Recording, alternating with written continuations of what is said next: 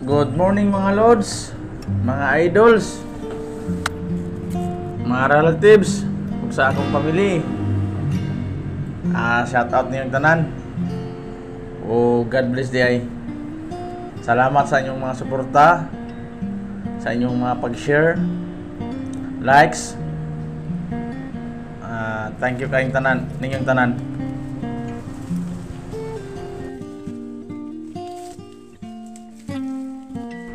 Today's ganap ay magkuha tag tubuari mga lords. Unya atong panguson. Kani siyang tubo mga lords. O din siyang source or gigikanan sa inyo mga asukar diha, asukal, kalamay. Kanang yung gigamit sa pagluto diha, sa bisan unsa mga luto. Suman, humba, tanan etc.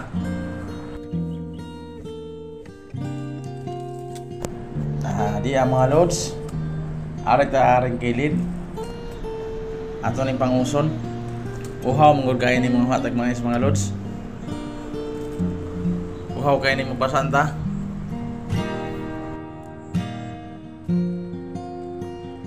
mao din ni ang among lugar dire sa Sitio Bigunya, Bagtik Mabinay, Negros Oriental mga lods. Ang produkto gidire kay tubo unya napoy mais muni nga ang palibot dire puro gid katubuhan, mas daghan pa ang tubo kaysa mais.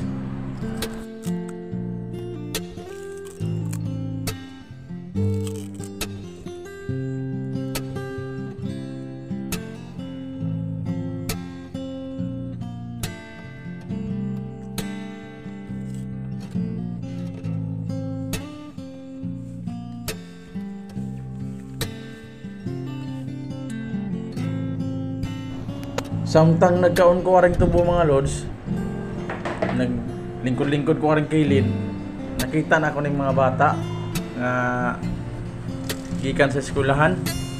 Upat di sila kabuok, nagsakay og motor. Amo ni siglayo kay eskwelahan, naning kamot putawan sila. Inani pud ko sa una mga lods. May ganin sila karon kay nindot na ang dalan unya napagid sila yung motor. Ako sa una, lapok gud kayo ang agianan. Nya walay motor. Una nga ini kulay ka sa eskwelahan gutom kayo. Manguha tubo para panguson tambal sa gutom sa tiyan. Kanay dahil sila mga lods, kanay ilang motor ilan na ibili na rin kilid. Kay kung ilining dalhon sila tuyok man kayo ang agianan. So madugay sila, abot sila ha. So ilan na lang ibilin para ma-shortcut lang.